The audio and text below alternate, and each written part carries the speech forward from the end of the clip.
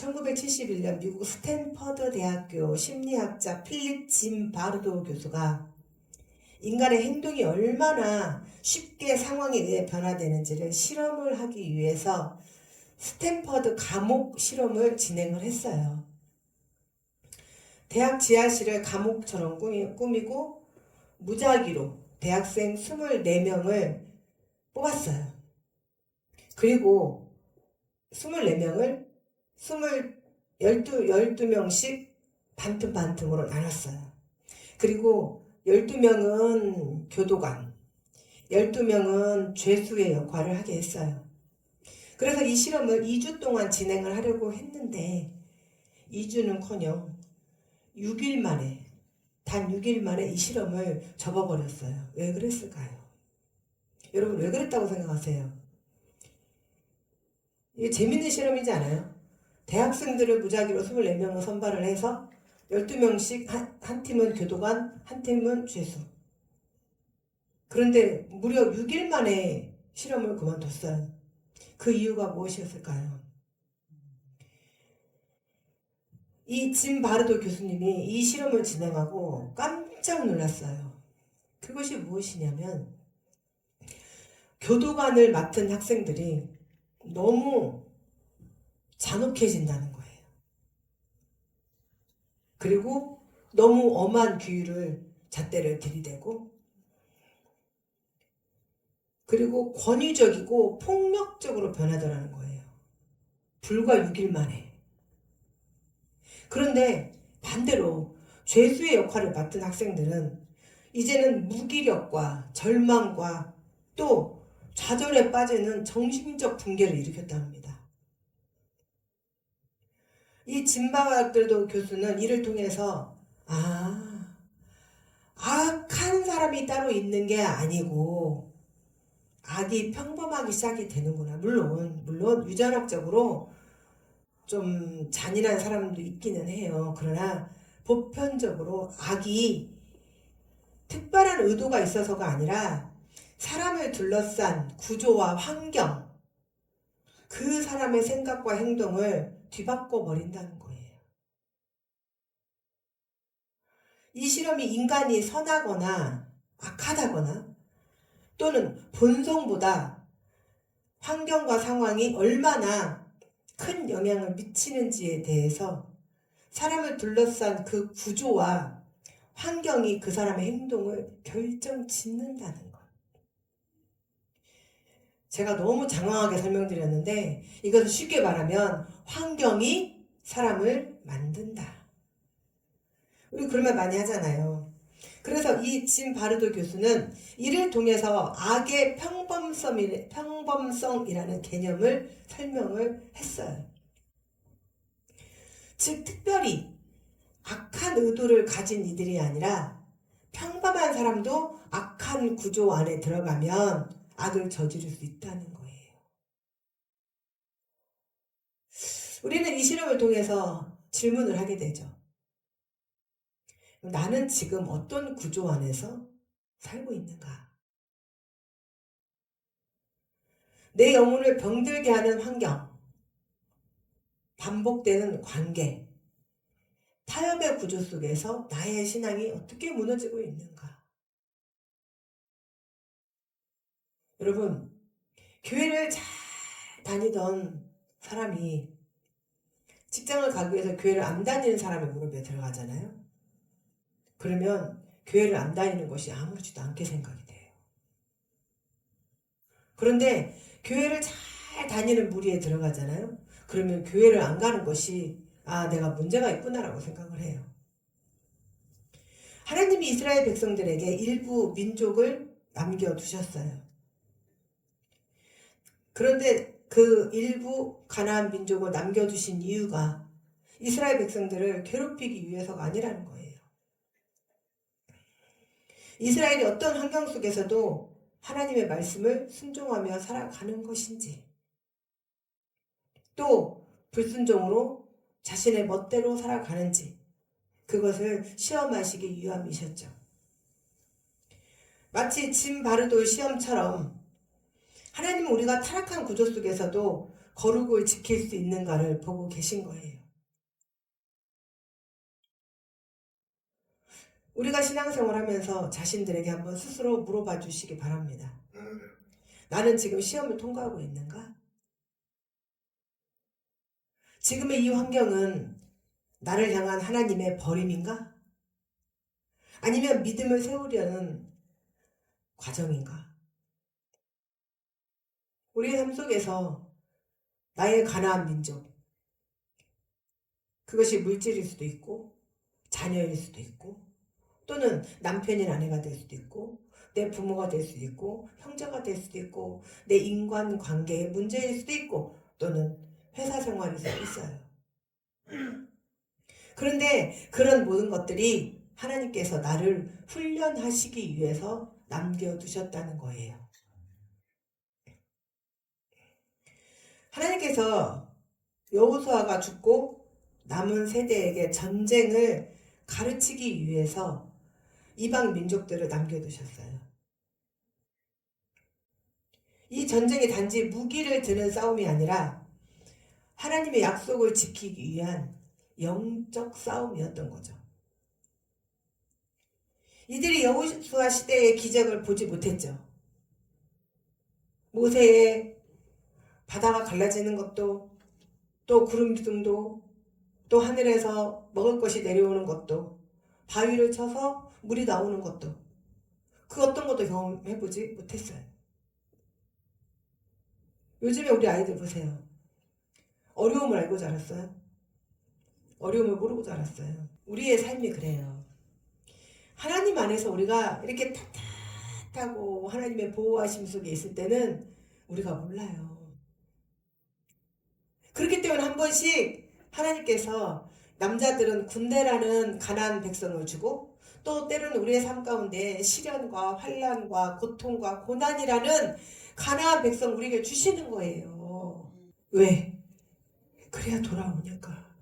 우리가 이렇게 시련이 있어야, 우리에게 가난이 있어야 우리의 믿음이 체험이 없기 때문에 그동안 우리는 전달된 지식, 우리 아이들이 그래요. 우리가 아무리 엄마 아빠가 받은 고난과 고통을 당하지 않게 하려고 너희들만큼은 미리 하나님의 축복을 받아라. 엄마 아빠는 그 좋은 생활을 다 잃어버리고 잊어버리고 그리고 하나님을 모르고 살다가 이제사 이 늦게사 하나님을 알고 너무 억울하다. 너무 억울해. 이 축복이 너무 억울하다. 그러니 너희들은 일찌감치 하나님을 알고 그리고 하나님 안에서 하나님 믿고 살아라. 그런데 이 믿음이 이야기로만 전수가 되는 거예요. 믿음이 체험이 되고 실천이 되어야 그것이 자기 것이 되는데 그래서 하나님께서는 이들에게 말로만 듣던 그 신앙을 지금 이들에게 살아있는 신앙으로 체험하게 하시기 위한 도구로 이방 민족을 남겨놓으셨어요. 그 이방 민족을 통해서 이제 하나님을 체험하지 못한 새로운 세대가 믿음의 전쟁을 훈련하도록 하시기 위해서죠. 우리도 신앙을 전에만 들었잖아요. 내 삶에서 말씀의 능력을 실제로 체험하고 체험하신 분이 과연 몇 명이나 될까요? 그래서 때로는 질병으로, 때로는 물질의 고난으로 그때마다 그런 유혹과 시련 앞에서 도망가면 끝이에요. 저처럼 죽이겠다고 달라들어도 당장 빨간 딱지가 내일 들어와도 엎드리는 거예요. 살려달라고. 그때 하나님 역사하셔요. 내가 도망가면 끝이에요. 하나님은 우리의 순종의 그 진실성을 보시기 위해서 남겨진 민족들, 즉 우리에게 있는 시련, 고난, 질병, 아픔, 어떤 문제, 이스라엘 백성들에게 있어서 그 가나안 민족들, 제가 저번주에 말씀드렸어요. 시험이 뭐라 그랬어요? 미 항공우주국? 응. 그렇게 하니까 기억나시죠? 시험이라는 말이 뭐라고요? 나사. 이건 단순한 테스트가 아니라는 거예요. 하나님께서 달아보신다고. 그리고 진위를 판별하시려고. 제가 이것을 키에 대한 설명을 많이 해드려요. 우리 키질, 우리 여기 앞에 분들은 다 키질 해보셨잖아요. 저는 특별히 키질을 참 잘해요. 제가 재밌어요. 까불면 어떻게 돼요? 쭉쟁이는 다 빠져나가죠. 알곡은 안으로 모여들죠. 우리가 하나님께서 우리를 키로 까불리면 하시는 거예요. 그리고 이스라엘 백성들의 믿음이 드러내 보이시기를 바라는 거예요. 하나님이 우리의 믿음을 보이시기를 바라는 거예요. 하나님은 우리가 어떤 인간들인지 잘 알아요. 시련이었을 때 도망가는 인간인가? 오히려 더 죽겠다고 살겠다고 팔고 드는 인간들인가? 그런데 우리 스스로가 모를 때가 너무 많죠. 그래서 하나님은 이 남겨진 이방 민족, 이제 이방 민족이 무슨 말인지 아시죠? 네. 우리에게 어떤 시련, 고난, 물질, 질병 이런 문제들이 이스라엘 자신을, 즉 우리 자신의 문제를 보게 하기 위함이라는 거예요. 그래서 이 시험은 정죄가 아니에요. 어떤 고난이 오고 시련이 오거든 때로는 그 사람의 죄악으로 인해서 하나님께서 징계를 내리시기도 해요. 그러나 그 징계가 다가 아니라는 거예요. 그럼 뭐예요? 그 징계를 통해서 악은 내쫓고 그리고 하나님께서 더 좋은 축복으로 또 더 큰 하나님께서 계획하신 것으로 이끌어 가시려고 오히려 정결의 기회라는 거예요. 그렇다면 이 시험이 넘어지라고 주신 거예요? 아니죠. 오히려 쓰러진 나를 다시 일으켜 세우고 또 이전보다 더 나를 더 좋게 하시려고. 우리는 이미 평일회 때 이 말씀에 대해서 다 배웠어요. 그게 뭐예요? 성경에 나와 있죠. BC 586년에 이스라엘 백성들이 어디로 끌려갔어요? 네, 바벨론에 끌려갔어요. 그런데 바벨론에 끌려가서 거기서 끝났어요? 그들이 하나님은 우리를 버렸어. 그리고 이제 하나님은 우리와 다시 함께 하지 않아. 그리고 절망하고 좌절하고 바벨론화가 돼서 거기에 눌러 영원히 살았죠. 그럼 어떻게 했어요? 회개하고 하나님께서 에레미야 선지자를 통해서 에스겔 선지자를 통해서 어떻게 했어요? 회개해라. 그것만이 살 길이다. 자, 내가 어떤 시련 속에 놓여 있어요. 동서남북이 다 막히고 하늘만 뚫려 있어요.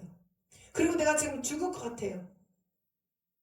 그러면 하나님 앞에 엎드려 보는 거예요. 어디에서 내가 무엇이 그럼 반드시 잡히는 게 있어요. 그러면 철저하게 회개하시고 다시는 그곳에서 들어가지 않도록 벗어나라는 거예요. 아멘. 그러면 하나님이 하신다는 거예요. 아멘.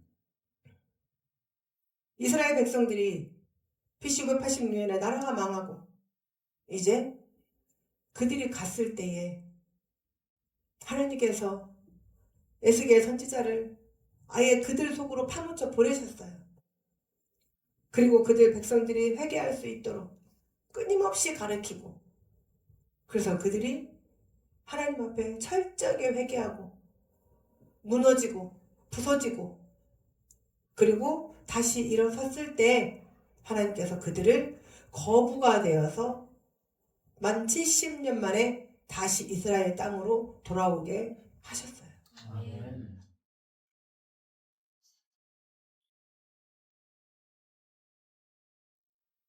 내가 쓰러져 있을 때 내가 막다른 골목에 사방이 막혔을 때 그 쓰러진 나를 다시 일으켜 세우는 것은 바로 하나님이세요. 아멘. 하나님의 손길이세요. 아멘. 이 시험의 순간에야 비로소 나는 누구인가, 나의 믿음은 어디에 뿌리를 내렸는가가 드러납니다. 미국의 아도니람 저드슨이라는 미국 최초의 회의 선교사가 있습니다. 이가 1813년에 미얀마, 당시에는 뭐였죠? 미얀마가?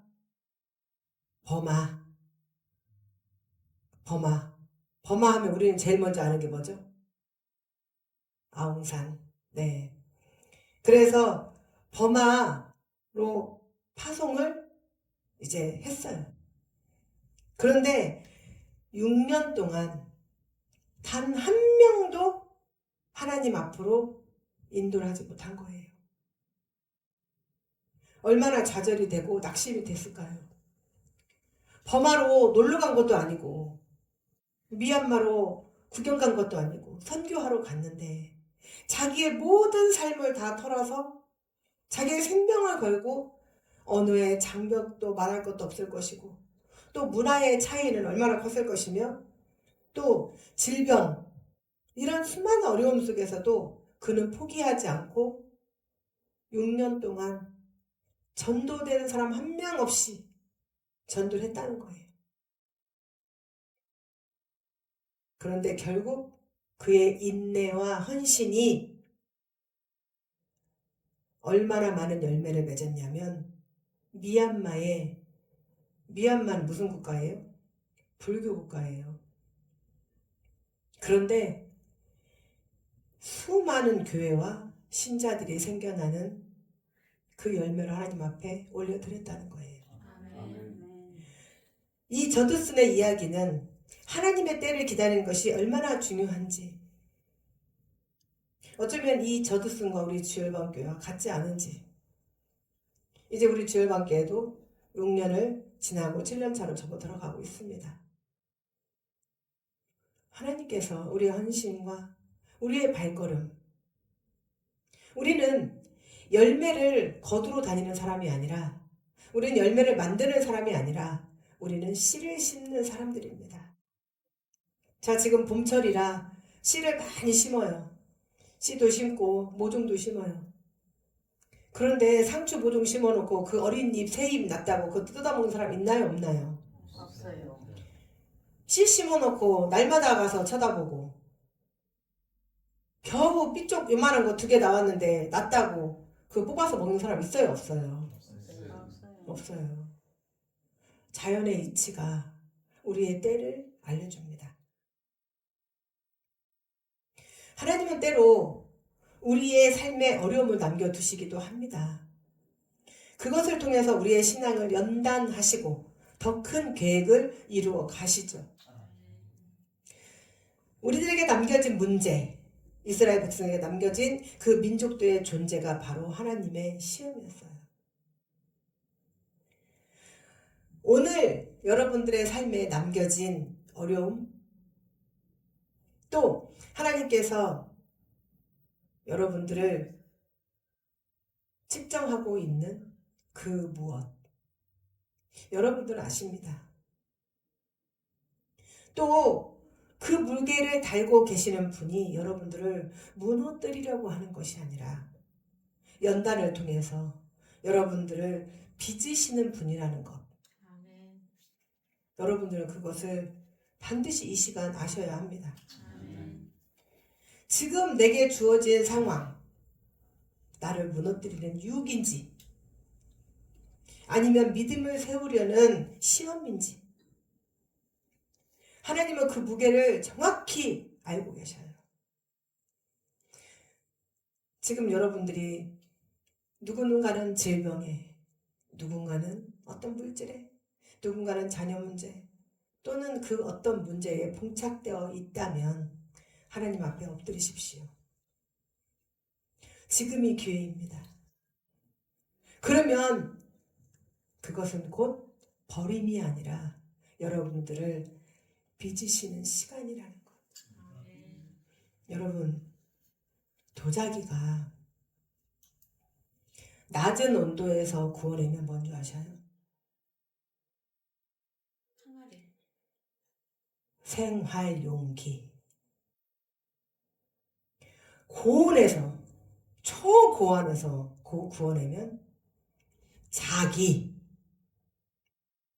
또 그 이상의 고온에서 그것을 견디지 못하면 도자기가 터져버려요. 그러면 끝나는 거예요. 아무 짝에 쓸모가 없어요. 여러분, 혹시 도공이 자기를 빚는 것을 본 적이 있으십니까? 네. 어떻게 빚으시던가요? 그 하나하나를 빚을 때 돌리잖아요. 물레 밟으면서 드르르르 돌아갈 때 돌리잖아요. 막 돌아갈 때 너는 어차피 글러먹었으니까 내가 아무렇게나 만들 거야. 턱. 너는 내가 좀 정성 들여서 만들어줄게. 턱. 이러나요? 그래요, 안 그래요?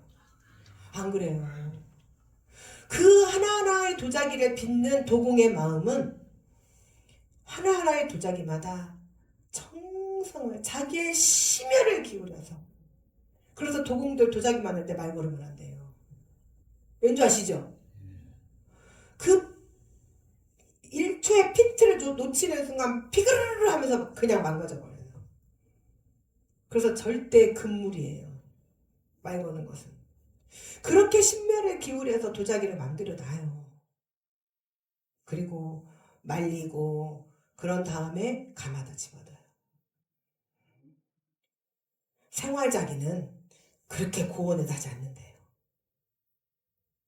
그런데 자기를 만들기 위해서 그 몇천도의 가마에 넣었을 때 그걸 못 견디는 것들은 다 툭툭툭 쭉쭉쭉 갈라지고 터져버려요.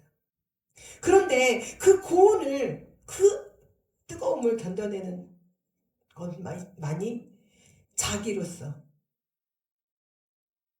찬란하고 영롱한 그 푸른색과 함께 아름다운 자기로 탄생되는 거예요. 여러분, 생활용품이 되실래요? 자기가 되실래요? 대답 안 하시는 분들은 뭡니까? 생활용품이 되실래요? 자기가 되실래요? 생활용품 되셔서 그냥 그럭저럭 사실래요? 그러다 쨍강하면 끝나실래요?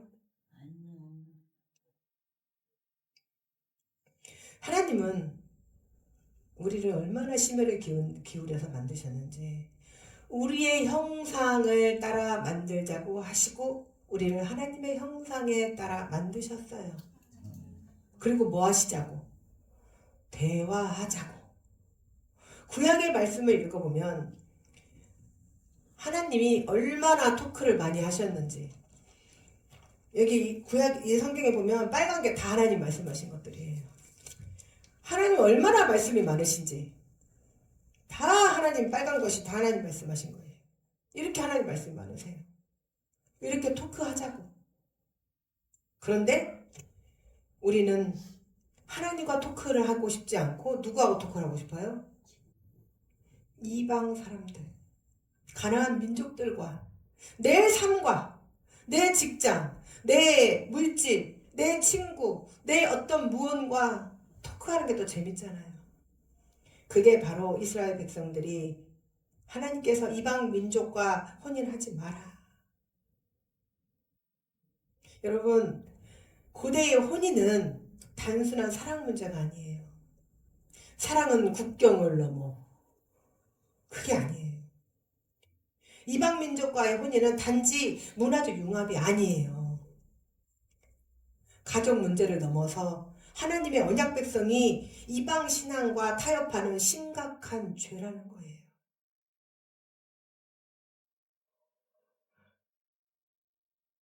고대 근동의 이 혼인은 정치적 동맹이기도 해요. 또 가장 중요한 종교적 일치를 나타내요. 결국 이스라엘은 그들의 신들을 섬기기 시작하면서 하나님과 언약을 파기했죠.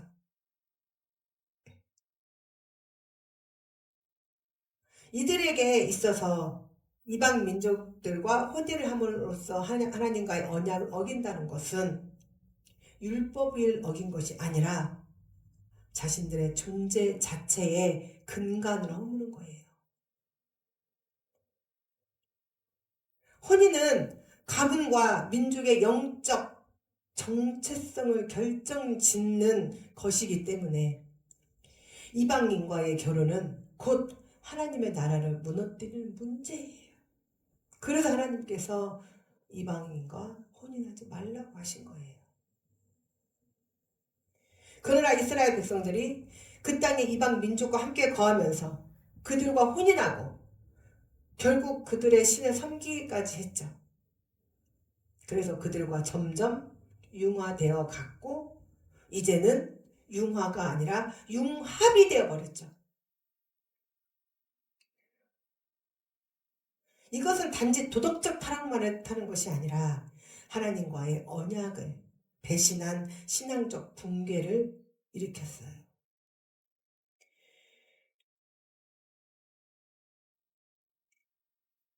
이스라엘이 그들과 이방인들과 결혼했다는 것은 곧 그들의 신과도 함께하는 길을 택했다는 거예요. 그리스도인의 정체성을 포기하고 세상과 타협할 때 외형은 평화롭죠? 얼마나 좋아요. 좋은 게 좋은 거야. 그러나 명심하십시오, 여러분. 여러분들의 영혼은 죽어가고 있다는 것. 타협은 사랑이라는 이름으로 포장되어 들어와요. 편안과 안락함으로 들어와요. 그러나 하나님의 백성은 거룩을 위해서 구별돼야 돼요. 제가 거룩이라는 뜻이 뭐라고 그랬어요? 거룩의 뜻이 뭐라고 그랬어요? 구별되다. 거룩 거룩 거룩 전능하신 주여. 거기서 그 거룩이 구별되신 뭐와? 악과 구별되신 분이란 말이에요. 그러면 우리도 하나님 그랬잖아요. 내가 거룩하니 너희도 거룩할지니라. 그러면 우리도 거룩해야죠.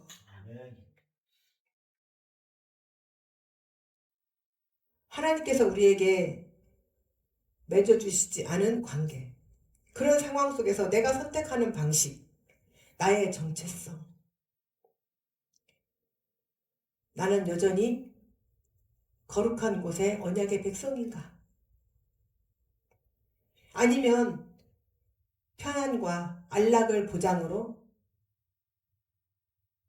사랑이라는 이름으로 타협하고 사는 사람인가? 하나님은 이스라엘을 훈련하시고 그들의 중심으로 시험하셨어요. 그리고 결국 그들이 선택한 길을 보게 하셨죠. 시험은 유혹이 아니에요. 버림도 아니에요. 그것은 하나님이 하시기에 또 함께 하시기에 가능한 훈련의 자리라는 거예요. 지금 우리의 삶에 남겨진 이방 민족이 무엇일까요? 저는 저번 주에 감동을 받았어요. 평생을 부모의 제사를 지내오셨어요. 그분의 연세가 작은 나이도 아니에요. 어쩌면 인생의 이제 황혼, 그것도 끝자락일 수도 있어요. 그런데 저희 성산 주열방교회는 그 나이면 청춘입니다. 그러나 세상적으로는 정말 많은 나이예요. 거의 80을 바라보는 나이에 평생을 지낸 제사를 과감하게 하나님 앞에 내려놓고, 그래서 제가 무릎을 탁 쳤던 게 뭐냐면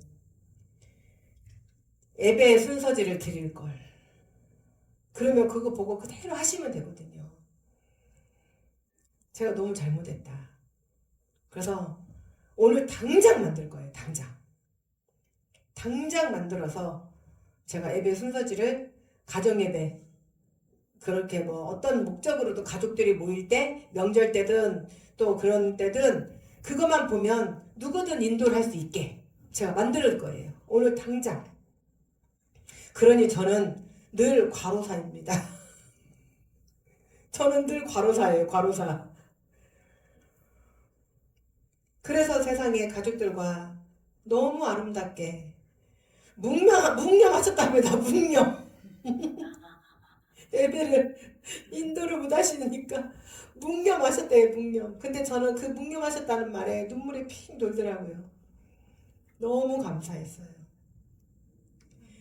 얼마나 하나님이 기다리셨을까요? 제가 감동을 받았어요, 진짜로. 그렇다면 여러분들에게 있는 지우고 싶은 상처, 끝나지 않는 고난, 반복되는 유혹, 그것이 하나님의 훈련의 장이라면